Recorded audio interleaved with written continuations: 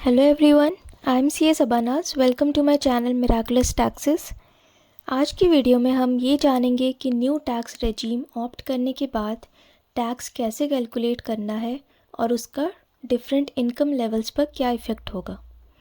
तो स्टार्ट करते हैं। Tax calculation under new tax regime after budget 2023। आगे बढ़ने से पहले एक इम्पॉर्टेंट बात, यदि आपने चैनल को अभी तक सब्सक्राइब नहीं किया है तो चैनल सब्सक्राइब कर लें और टैक्सेशन, बिजनेस, फाइनेंस और सीए एग्ज़ाम से रिलेटेड वीडियोस इस चैनल पर देखें। ओके, बजट 2023 में एक बड़ा रिलीफ प्रपोज किया गया टैक्स पेयर्स के लिए in the form of rebate of 7 lakh rupees.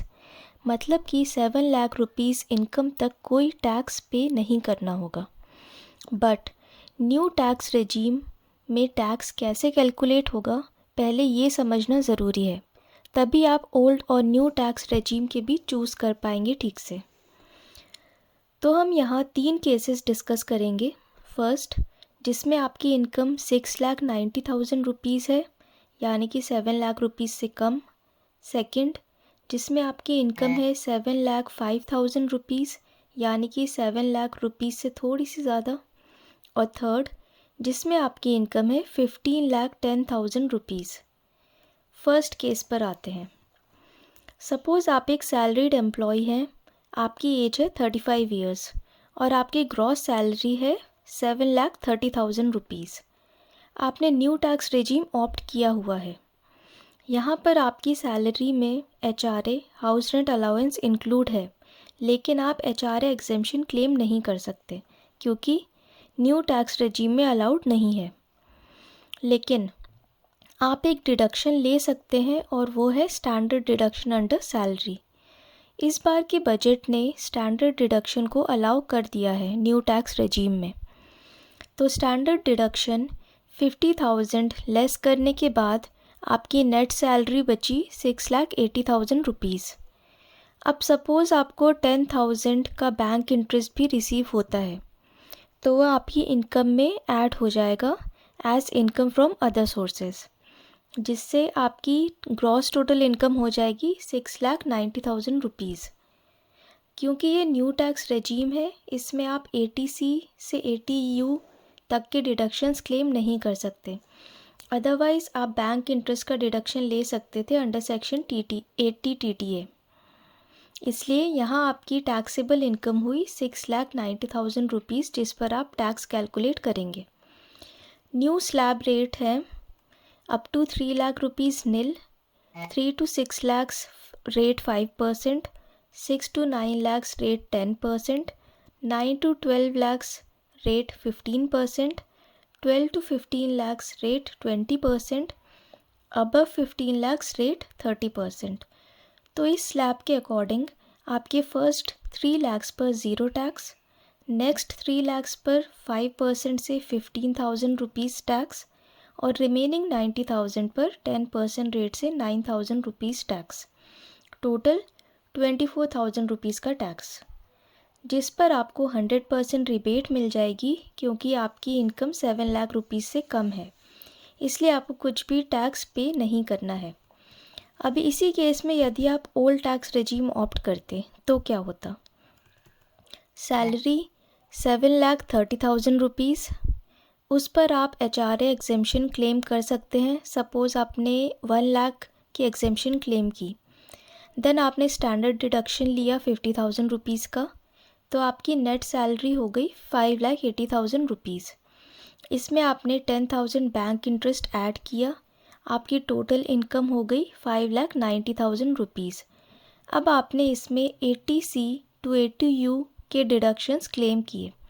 Suppose आपने बैंक इंटरेस्ट 10,000 सेक्शन 80 TTA में क्लेम कर लिया और 1,40,000 सेक्शन 80C में, मींस आपने टोटल डिडक्शंस 1,50,000 रुपीज़ के क्लेम कर लिए।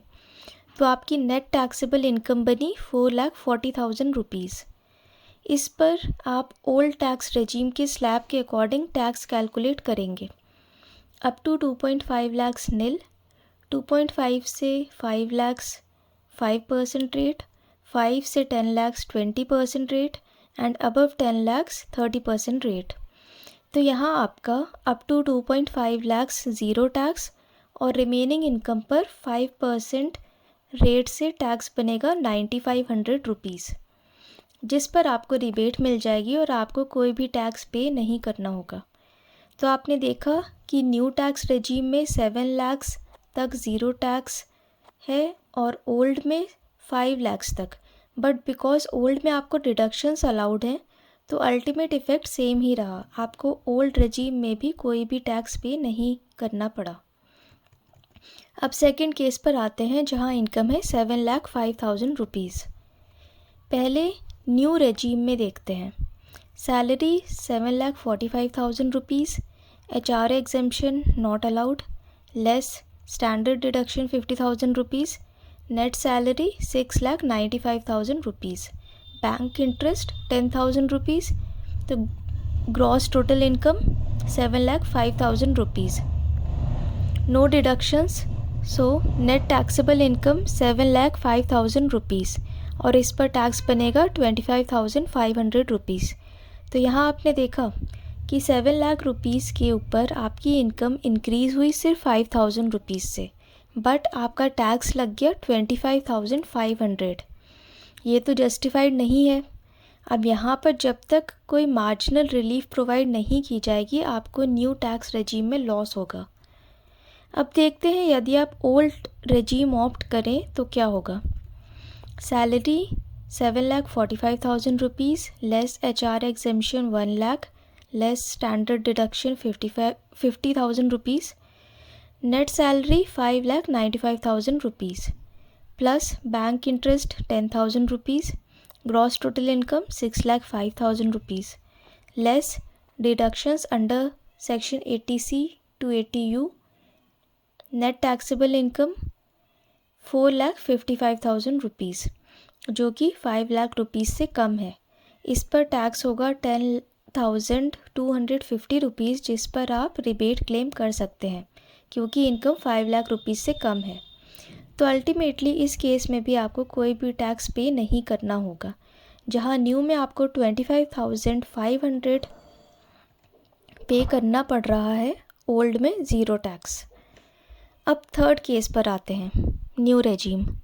Salary 15,50,000 rupees, HR exemption not allowed, less standard deduction 50,000 rupees, net salary 15 lakh rupees, plus bank interest 10,000 rupees, gross total income 15,10,000 rupees, no deductions allowed, so net taxable income 15,10,000 rupees और इस पर tax बनेगा 1,53,000 rupees.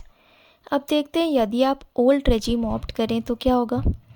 Salary 15,50,000 rupees, less HR exemption 1 lakh, less standard deduction 50,000 rupees, net salary 14 lakh rupees, plus bank interest 10,000 rupees, gross total income 14,10,000 rupees, less deductions under section 80C to 80U 1,50,000 rupees, so net taxable income 12,60,000 rupees.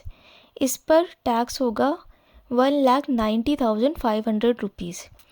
क्योंकि income यहाँ higher side पर है, यहाँ आपको old regime में higher tax पे करना पड़ रहा है इस एग्ज़ाम्पल में, लेकिन हमने कुछ ही डिडक्शंस क्लेम किए हैं इस एग्ज़ाम्पल में।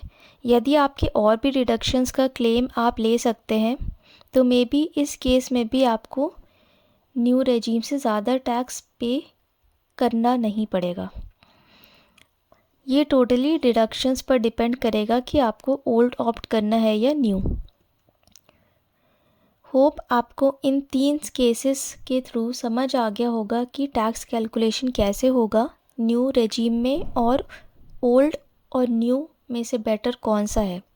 ये आप टैक्स कैलकुलेशन के बाद ही चूज़ कर पाएंगे, इसलिए अपने टैक्स एक्सपर्ट या चार्टर्ड अकाउंटेंट से कंसल्ट करने के बाद ही डिसाइड करें कि आपको न्यू टैक्स रेजीम ऑप्ट करना है या old. Decision is yours. Thanks for watching and have a nice day.